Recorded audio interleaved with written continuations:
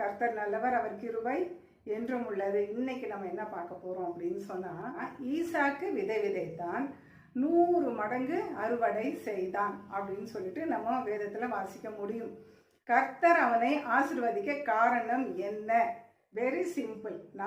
நம்மளை ஆராய்ந்து அறிந்து சீர்படுத்திக்கிட்டாலே போதும், சரிப்படுத்திக்கிட்டாலே போதும். தேவன் இருதயத்தை ஆராய்ந்து அறிந்திருக்கிறார். ஐயோ, என் பிள்ளை எவ்வளவோ மாற்றங்கள், எப்படி இருந்த பிள்ளை எப்படி ஆயிடுச்சு பாருங்க.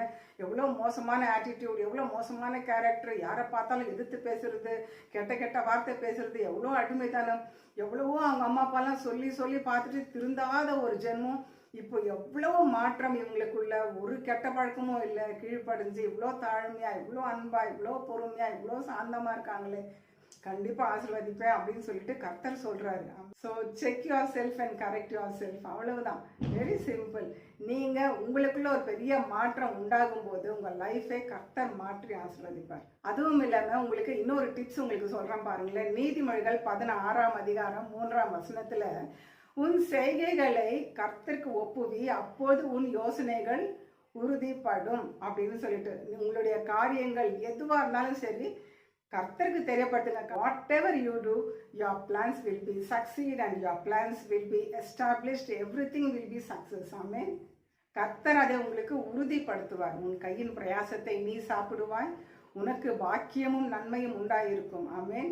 நீங்க செய்யற தொழில், வியாபாரம், வேலை, சேவை எல்லாமே தேவனாகிய கர்த்தருக்கு பிரியமானதாய் இருந்தால், மனசாட்சிக்கு பயந்து நீங்க நடக்கிறீங்க அப்படின்னா நிச்சயமா கர்த்தர் உங்களை ஆசீர்வதிப்பார். So check your self. உங்களை நீங்க கரெக்ட் பண்ணிட்டீங்கனாலே எந்த தடையும் இல்லை. ஏன்னா வேதம் சொல்லுது, கள்ளத்தராசு கர்த்தருக்கு அருவருப்பானது. நம்ம கிட்ட இப்படி ஏதாவது குறைகள் இருக்குதுன்னா அது கடவுள் பார்க்காம இருப்பாரா? நிச்சயமா பார்ப்பார்.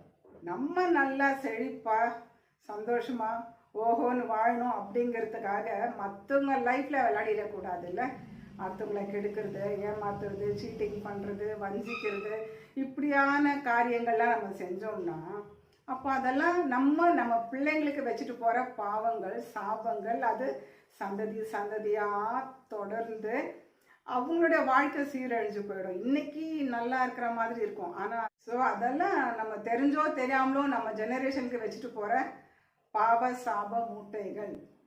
ஸோ அதுலேருந்து நம்ம வெளியில் வரணும்னா we have to correct ourselves. சரி, நீங்கள் அப்படி இல்லைன்னு நான் நினைக்கிறேன். ஒரு வேளை அப்படி இருந்தால் மாற்றிக்கலாம்.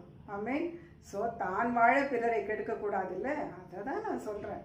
ஸோ நம்ம எந்த காரியம் செய்யறதா இருந்தாலும் சரி, வாங்கிறதோ விற்கிறதோ கொடுக்கறதோ அல்லது தேவனை நம்ம கண்ணு முன்னால நிறுத்தி இது இது செய்ய போகிறேன், இது இது வாங்க போகிறேன், இது இது கொடுக்க போகிறேன், இதை நான் செய்யலாமா, வாங்கலாமா, கொடுக்கலாமா, போகலாமா, வரலாமா அப்படின்னு எல்லாத்தையும் தேவனுக்கு தெரியப்படுத்துங்கள். அதுதான் உங்களுக்கு நீதிமொழிகள் 16ஆம் அதிகாரம் 3ஆம் வசனம் என்ன, உங்கள் செய்கைகளை தேவனுக்கு தெரியப்படுத்துங்கள், அப்பொழுது உங்கள் யோசனைகள் உறுதிப்படும். ஆமீன். அப்போ அதில் ஒரு கன்ஃபர்மேஷன் இருக்கும், தேவன் உங்களை அழகாக லீட் பண்ணுவார்.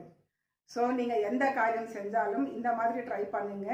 நிச்சயமாக கர்த்தர் உங்களுக்கு ஜெயத்தின் மேல் ஜெயத்தை கொடுப்பார். காரிய சித்தி உள்ள தேவன் காரியங்களை கைக்கூடி வர பண்ணுவார். ஜெயமோ கர்த்தரால் வரும். ஆமேன். ஆமேன். Have a blessed day. God bless you. Bye. இன்னும் நீங்கள் நம்ம வீடியோவை சப்ஸ்கிரைப் பண்ணலைன்னா இப்போவே சப்ஸ்கிரைப் பண்ணிவிடுங்க, லைக் பண்ணுங்கள்.